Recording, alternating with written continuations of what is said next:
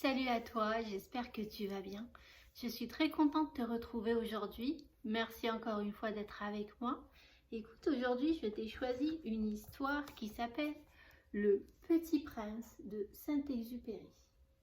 Alors, il y a quelques jours, je t'ai lu une histoire qui s'appelle Dessine-moi un petit prince.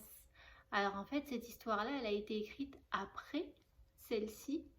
Donc, dans celle-ci, tu vas voir, c'est le contraire. C'est un petit garçon qui demande qu'on lui dessine un petit mouton. Alors, j'ai des questions à te poser à la fin de cette histoire. Donc, écoute-la bien, ouvre grand tes oreilles et je te retrouve juste après pour nos petites questions. À plus tard. Le Petit Prince raconté aux enfants, d'après le chef-d'œuvre d'Antoine de Saint-Exupéry.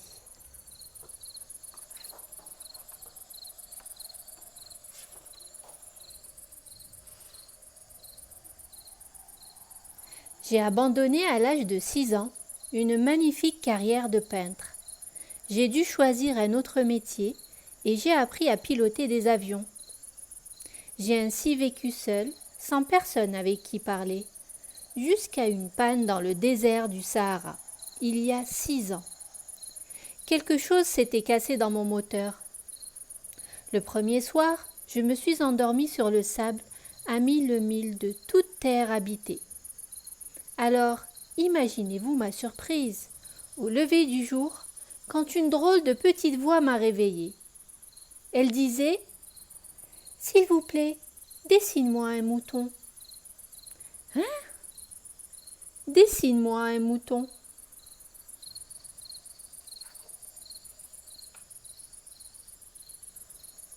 J'ai sauté sur mes pieds comme si j'avais été frappée par la foudre. J'ai frotté mes yeux et j'ai vu un petit bonhomme tout à fait extraordinaire qui me considérait gravement. Je lui ai dit, avec un peu de mauvaise humeur, que je ne savais pas dessiner. Il me répondit, « Ça ne fait rien, dessine-moi un mouton. » Alors j'ai dessiné. Il regarda attentivement, puis « Non, celui-là est déjà très malade, fais-en un autre. » Je dessinai encore. Mon ami sourit gentiment. « Ce n'est pas un mouton, c'est un bélier. Il a des cornes. » Alors, je griffonnai un dernier dessin. « Ça, c'est la caisse. Le mouton que tu veux est dedans. » Je fus bien surpris de voir s'illuminer le visage de mon jeune juge. « C'est tout à fait ça que je voulais. Crois-tu qu'il faille beaucoup d'herbe à ce mouton ? Parce que chez moi, c'est tout petit. » Et c'est ainsi que je fis la connaissance du petit prince. Mais il me fallut longtemps pour comprendre d'où il venait.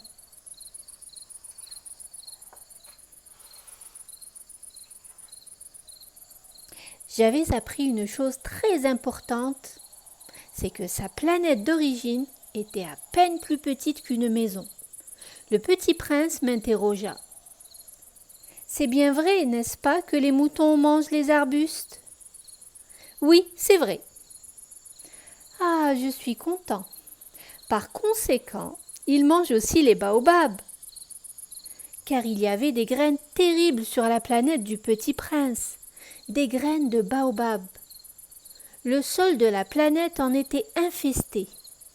Or, un baobab, si l'on s'y prend trop tard, on ne peut jamais plus s'en débarrasser. Il encombre toute la planète. Il la perfore de ses racines.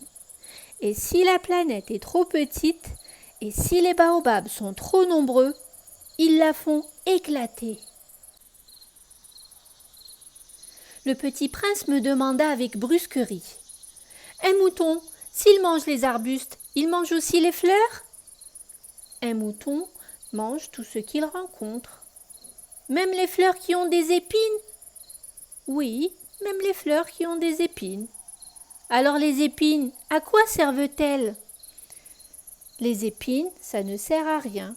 C'est de la pure méchanceté de la part des fleurs. Après un silence, il me lança. avec une sorte de rancune. Je ne te crois pas. Et si je connais, moi, une fleur unique au monde, qui n'existe nulle part, sauf dans ma planète? Et il éclata brusquement en sanglots.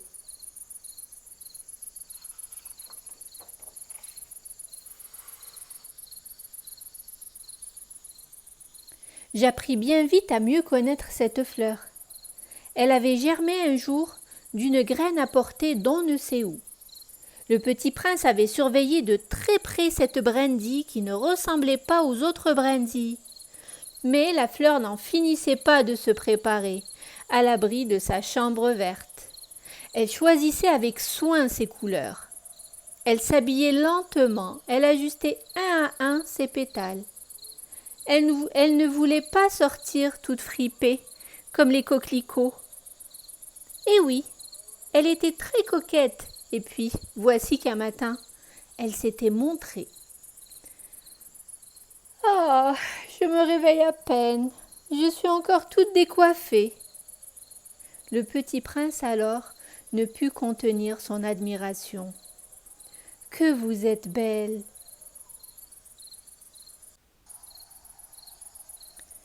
Elle l'avait vite tourmentée par sa vanité. Un jour, elle avait dit au petit prince « J'ai horreur des courants d'air.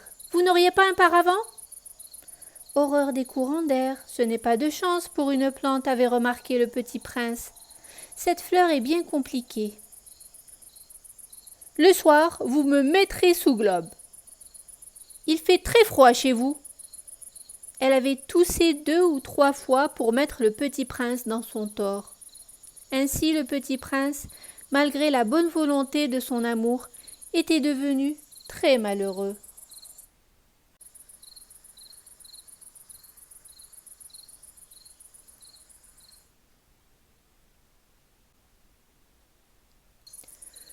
Je crois qu'il profita pour son évasion d'une migration d'oiseaux sauvages. Il passa dans la région des astéroïdes 325, 326 et 327.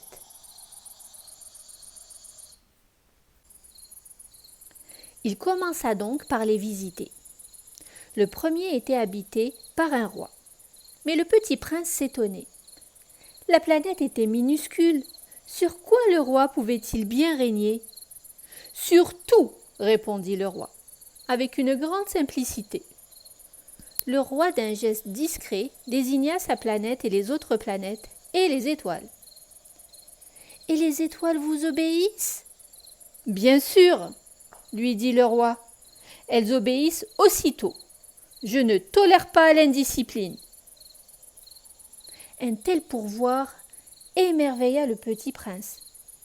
Il s'enhardit. Je voudrais voir un coucher de soleil. Ordonnez au soleil de se coucher. Ton coucher de soleil, tu l'auras. Je l'exigerai, lui répondit le roi. Ce sera ce sera ce soir, vers 7h40. Et tu verras comme je suis bien obéi.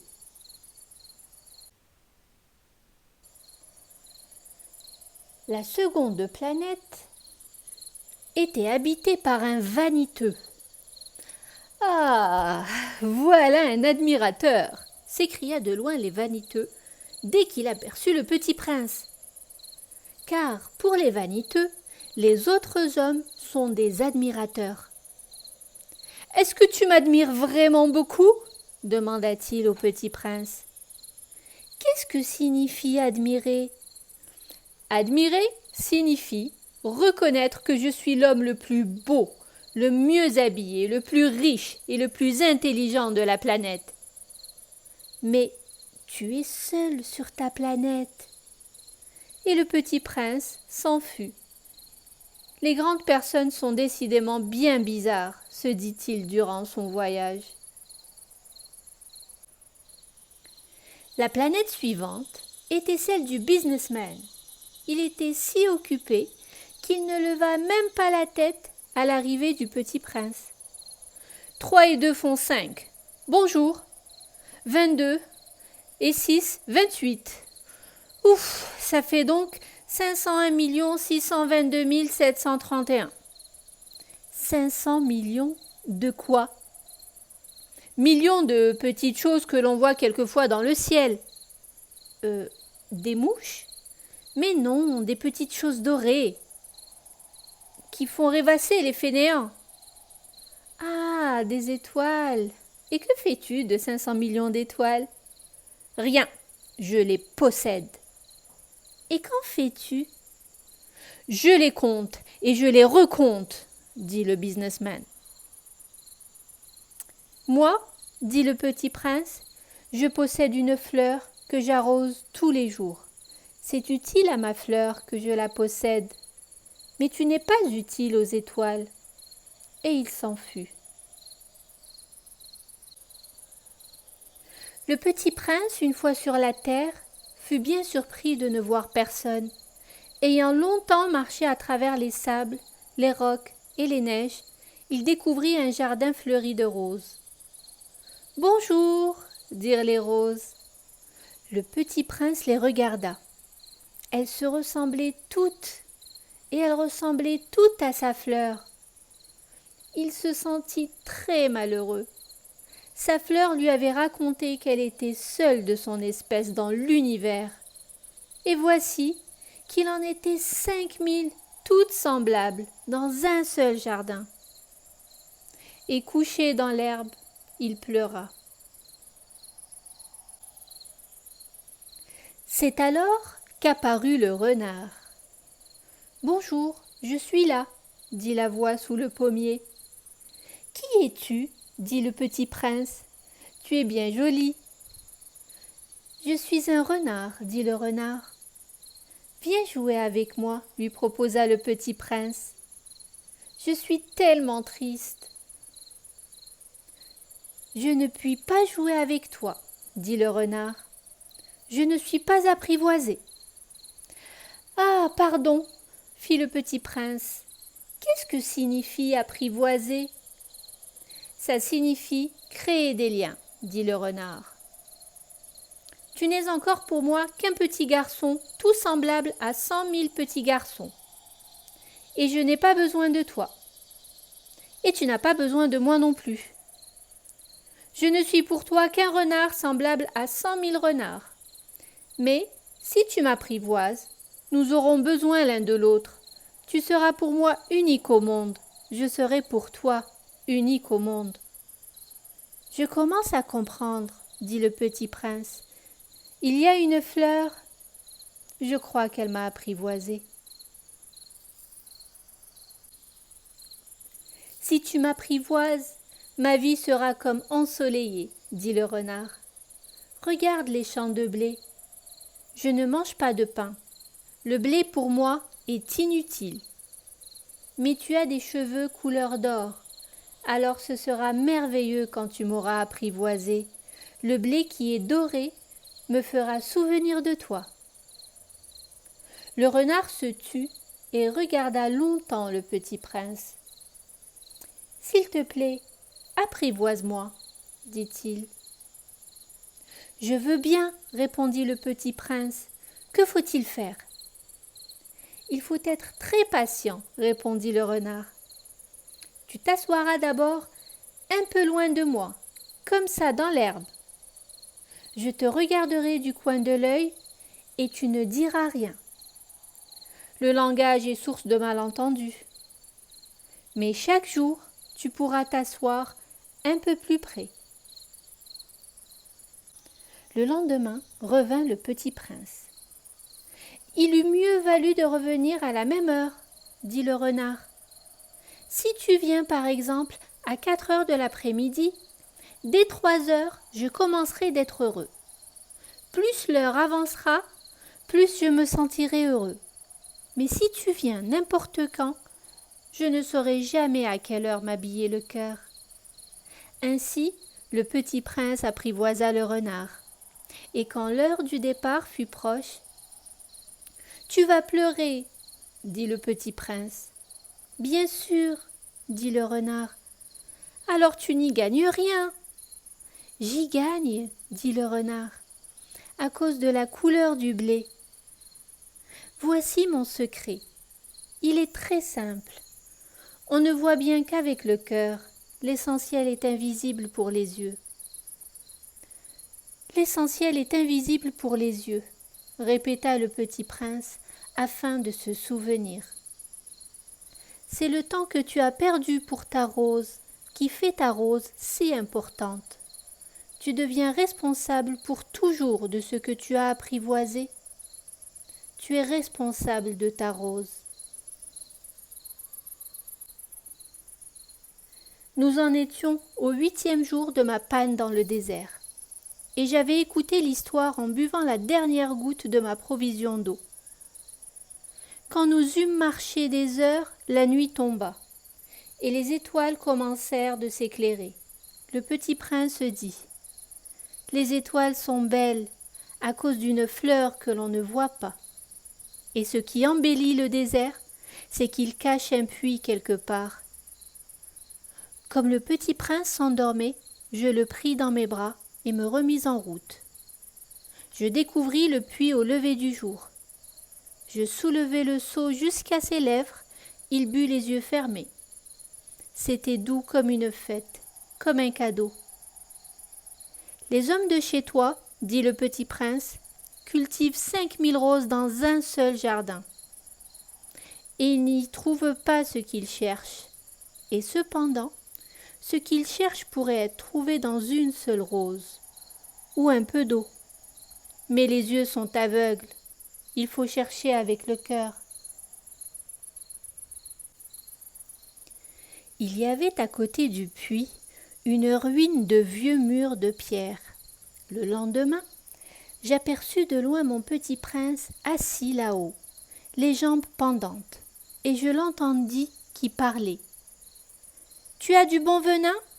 Tu es sûr de ne pas me faire souffrir longtemps ?» Alors, je fis un bond. C'était un de ces serpents qui vous exécutent en 30 secondes. Je parvins au mur juste à temps pour y recevoir dans les bras mon petit bonhomme de prince, pâle comme la neige.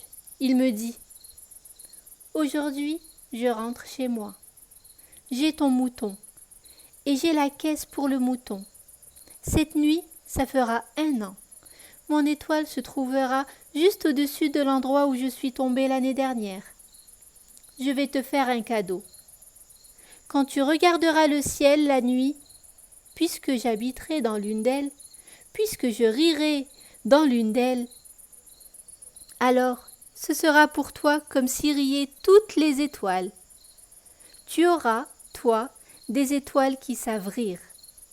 Ce sera comme si je t'avais donné, au lieu d'étoiles, des tas de petits grelots qui savent rire. »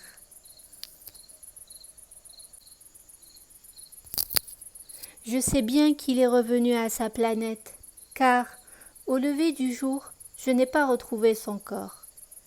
J'aime la nuit écouter les étoiles. C'est comme 500 millions de grelots.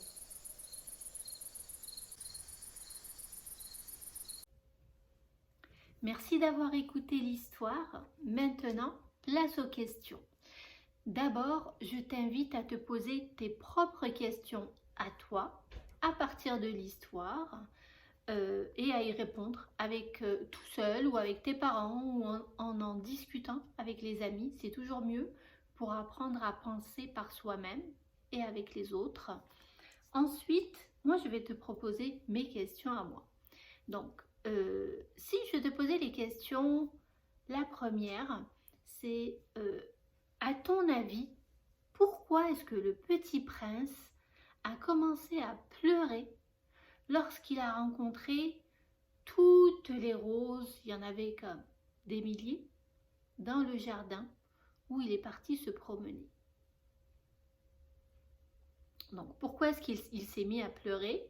Ensuite, quel est le secret du renard? Donc, il a confié son secret au petit prince.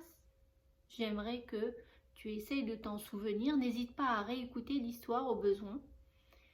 Et qu'est-ce qu'il voulait dire par là? Est-ce que tu arrives à comprendre le message qu'il a voulu faire passer?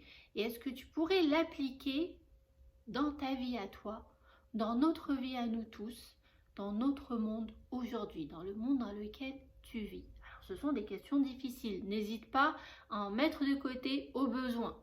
Mais ce qui pourrait aider, c'est d'en parler avec tes parents. Et les parents, je vous invite de changer de posture. Donc de la posture à je réponds à ta question avec une bonne réponse à je me questionne avec toi. Donc n'hésitez pas à questionner l'enfant. Et toi, qu'en penses-tu? Et est-ce que ça te rappelle une situation? Vous pouvez aussi lui offrir des exemples de votre quotidien, toujours dans le questionnement. Le plus important, rappelez-vous, ce ne sont pas les réponses, mais c'est la recherche, hein, c'est la réflexion. Donc, puis aussi, c'est super important de se rappeler qu'il n'y a pas de bonne réponse. Hein. Il peut y en avoir plusieurs. Elles peuvent toutes être valables à condition qu'on arrive à les expliquer et à donner des exemples pour faire comprendre à l'autre pourquoi est-ce que c'est ainsi que je vois les choses. Donc, sur ce, je t'invite, pour finir, à faire un dessin. Veux-tu faire un dessin de toi? Comment est-ce que tu l'imagines, le petit prince, sur sa planète, avec sa rose? Tu pourrais peut-être faire un dessin qui montre ce schéma-là et tu peux aussi l'accompagner de petits mots. Si tu sais écrire, tu peux demander l'aide de tes parents, tu peux écrire des phrases et sur ce, j'espère que ça a pu te permettre de réfléchir un peu ou tout simplement d'entendre une belle histoire qui est un classique et que tu peux écouter autant de fois que tu veux et le relire aussi quand tu seras plus grand, je l'espère. Merci beaucoup d'avoir été avec moi, puis je te dis à bientôt.